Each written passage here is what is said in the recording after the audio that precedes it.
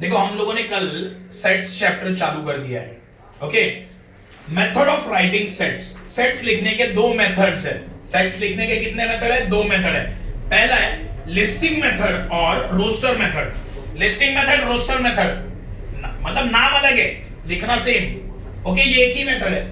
उसको एक तो लिस्टिंग मेथड बोला जाता है, नहीं तो रोस्टर मेथड बोला जाता है, पहला मेथड। दूसरा मेथड है रूल मेथड और set builder form. Rule method और सेट बिल्डर फॉर्म, तो ये दो मेथड्स है। पहला मेथड लिस्टिंग मेथड और रोस्टर मेथड, सेकंड मेथड है रूल मेथड और सेट बिल्डर फॉर्म। हम लोग एक एक करके देखेंगे। ओके, हम लोग पहले देखेंगे ये लिस्टिंग मेथड और रोस्टर मेथड। ओके, तो पहला मेथड ये तुम्हें बनाना है, पहले ही बोल रहा हूं, सारा बेसिक अच्छे से लिखना है। पहले रोस्टर, सॉरी क्या है नाम, लिस्टिंग मेथड, लिस्टिंग और रोस्टर मेथड। देखो फर्स्ट, अगर मुझे ये मेथड लिखना है तो स्टेप्स फॉलो करने हैं, स्टेप्स। ओके, अगर मुझे ये मेथड लिखना है तो मुझे स्टेप्स फॉलो करने। क्या स्टेप फॉलो करना है वो देखना है। First, give the name for a set. Set को कोई भी एक नाम दो। देखो, give the name for a set, set को कोई भी एक नाम दे दो, पहला। सेकंड स्टेप है right all terms in curly bracket.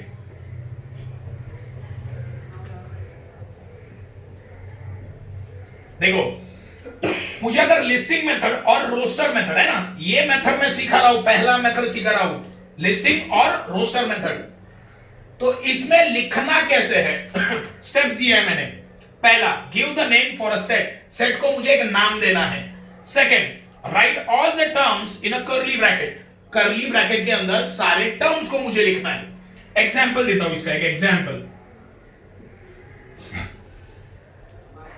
Odd number from 1 to 10। देखो, पहला क्वेश्चन मैंने क्या बोला, एक एग्जांपल दे रहा हूं। Odd number from 1 to 10, 1 to 10 में आने वाले ऑड नंबर। तो पहला स्टेप क्या है, give the name for a set, set को मुझे एक नाम देना है, तो कोई भी एक नाम दे दो। मैंने नाम दिया a is equal to, okay, give the name for a set, मैंने सेट को मैंने एक नाम दिया a। सेकेंड, फिर क्या करना है, right all the terms in curly bracket, तो मैं कर्ली ब्रैकेट बना रहा हूं। ओके, और सारे के सारे टर्म मैं कर्ली ब्रैकेट में ही लिखूंगा। देखो 1 to 10 में आने वाले ऑड नंबर कौन से हैं? 1 to 10 में देखो 1 ऑड नंबर नहीं है। ओके, नाइदर, देखो neither odd neither even, 1 odd भी नहीं है, इवन भी नहीं है, नेचुरल नंबर है। तो पहला ऑड नंबर कौन है? 3। ओके, उसके बाद 5, ओके, फिर 7, फिर 9, है ना। 1 to 10 में आने वाले ऑड नंबर कौन से? 3, 5, 7, 9, है ना। 1 to 10 में आने वाले ऑड नंबर कौन से? 3, 5, 7, 9। देखो मैच करके देखो, पहले क्या लिखना है, give the name for a set, set को मुझे नाम देना है, मैंने नाम दिया a इक्वल टू, सारे के सारे टर्म्स मुझे किस में लिखना है? कर्ली ब्रैकेट में लिखना है। तो लिखा 1 to 10 में आने वाले ऑड नंबर कौन से? 3, 5, 7, 9। यह है तुम्हारा लिस्टिंग और रोस्टर मेथड। ओके, ये तुम्हारा लिस्टिंग और रोस्टर मेथड है। अभी इससे रिलेटेड सब हम लोग एक्सरसाइज के देखेंगे।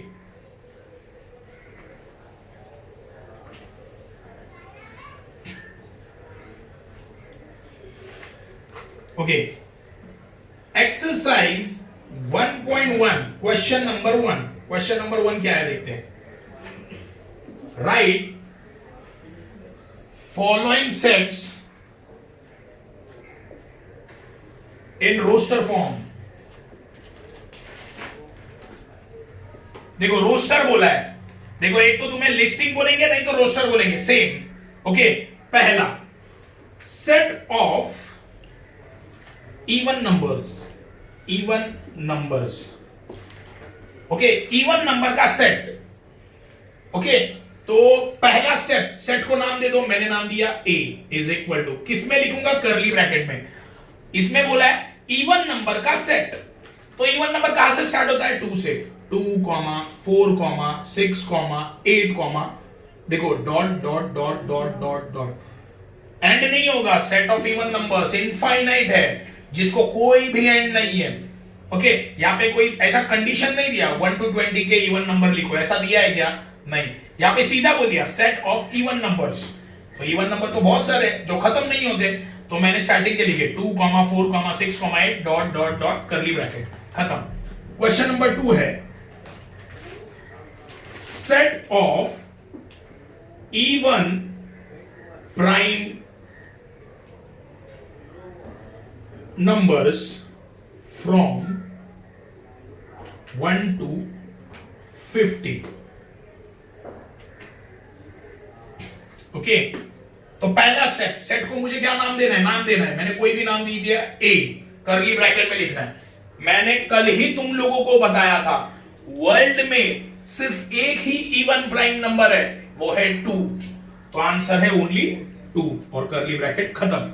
देखो, even prime number, prime number मतलब क्या, ऐसा नंबर जो खुद के ही टेबल में आता है, बाकी किसी के टेबल में नहीं आता है। प्राइम नंबर मतलब क्या, जो सिर्फ खुद के टेबल में आता है।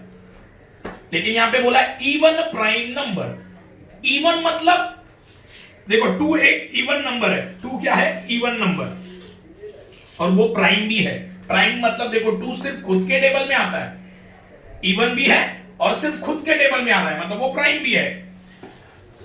तो एक चीज याद रख लेना, यहां पे लिखा रहता 1 to 1 लाख, 1 to 1 करोड़, फिर भी एक ही आंसर आएगा 2।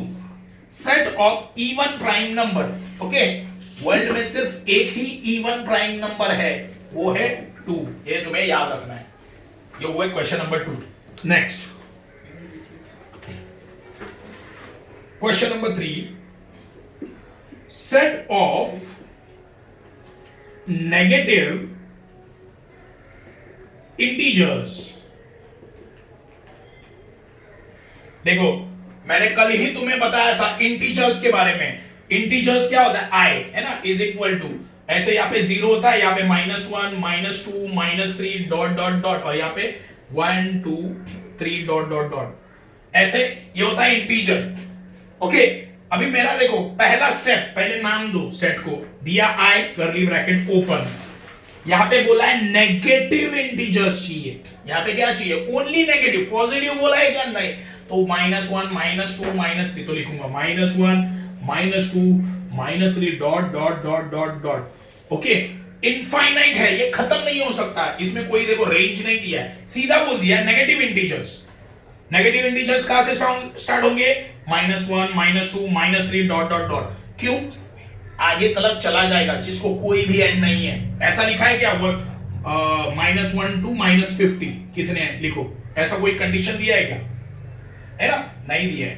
तो सीधा बोला है खाली नेगेटिव इंटीजर्स, तो सारे के सारे आ जाएंगे, जो इनफाइनाइट है, कभी खत्म नहीं होते, तो ये ऐसे लिखना पड़ेगा, -1, -2, -3 dot dot dot dot. Okay, next question है 4, 7 basic sounds of सरगम। देखो, इसको पहला स्टेप, इसको नाम दे दो एस, कोई भी नाम दे सकते हो। तो पहला क्या आएगा, सा, 7 सुर पता है ना, सा, रे, ग, म, प, ध, नी। देखो वापिस, देखो सा, रे, ग, म, प, ध, नी, सा, वापिस सा आ रहा है, लेकिन एक बार लिख दिया ना तो रिपीट नहीं करने का, खत्म। देखो सा, रे, ग, म, प, ध, नी, वापिस कौन आता है, सा आता है, तो मैंने लिखा है सा ऑलरेडी, तो एक ही बार लिखना है, रिपीट नहीं करना है उसमें। ओके, तो ये तुम्हारे सारे सम हो गए रोस्टर फॉर्म के। ओके, 4 सम थे एक्सरसाइज में, मैंने चारों के चारों करके बता दिए। हमारा नेक्स्ट टॉपिक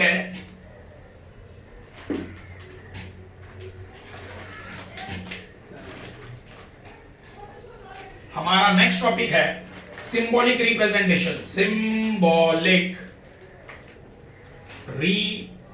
रिप्रेजेंटेशन, ये तुम्हें याद रखना है।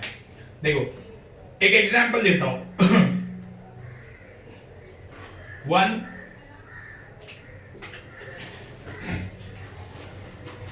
देखो ये जो ई निकाला है ना मैंने, ई, इससे बोलेंगे हम लोग बिलोंग्स टू।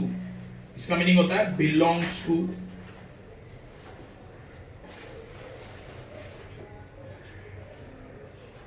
और इसका मीनिंग होता है एलिमेंट ऑफ। देखो ये जो बीच में मैंने जो ई निकाला है, ये बीच में मैंने जो ई निकाला है, याद रखना, ये बीच में मैंने जो ई निकाला है, इसका मीनिंग क्या होता है? बिलोंग्स टू, और क्या बोलेंगे? Element of. इसके दो मीनिंग है, एक तो बिलोंग्स टू और एलिमेंट ऑफ। तो इसको मैं कैसे पढ़ूंगा? देखो, one is belongs to Q, ये होता है, ये साइड में होगा हमेशा सेट।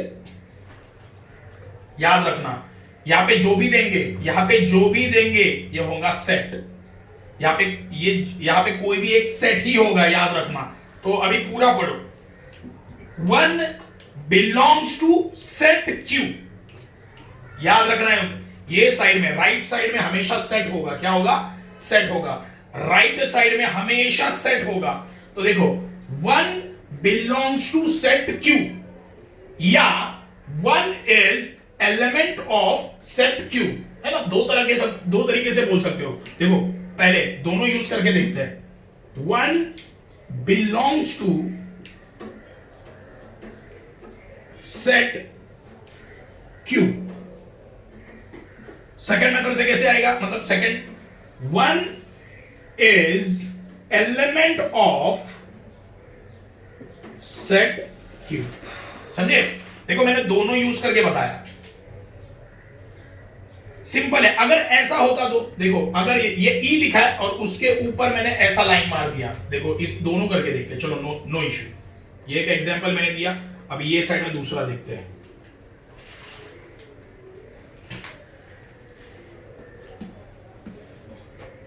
ये तुम्हें याद रखना है, ये कल मैं वापस एक बार करने वाला हूं। देखो ये ई है, अभी यहां पे ई के ऊपर ऐसा स्लैश मारा है, मतलब one not belongs to Q, set Q. Okay, इसका मतलब क्या होगा? नॉट बिलोंग्स टू, बस इससे पहले नॉट लगा देना। One not belongs to set Q, या क्या आएगा? One is not an element of set Q. देखो दोनों तरीके से लिख सकते हो। देखो अगर सिंपल ई है तो element of belongs to use करना है, अगर ई के ऊपर ऐसा स्लैश है तो नॉट लगा देना खाली, है ना? Not belongs to, not an element of. समझे? ये दोनों मैंने तुम लोगों को समझा दिया है। ओके, इसके आगे हम लोग जो सेकेंड मेथड है वो कल देखने वाले। एक मेथड मैंने पूरा करा दिया है तुम लोगों को, सेकेंड मेथड हम लोग कल करने वाले हैं।